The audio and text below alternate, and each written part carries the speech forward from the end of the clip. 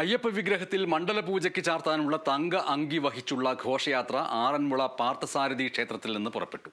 ഈ മാസം 25-നാണ് തങ്കയങ്കി സന്നിധാനത്ത് എത്തുക.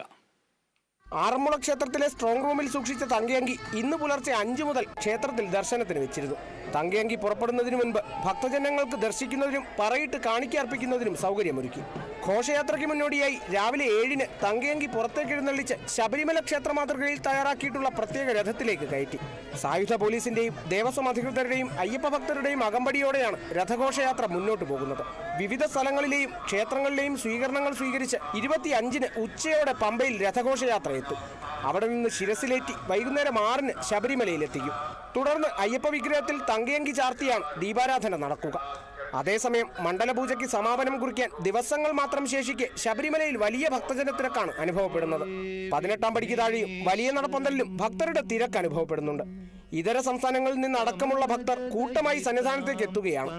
എന്നാൽ മണ്ഡലപൂജ നടക്കുന്ന 25-നും നടയടയ്ക്കുന്ന 26-നും ഭക്തർക്ക് നിയന്ത്രണം ഏർപ്പെടുത്തിയിട്ടുണ്ട്.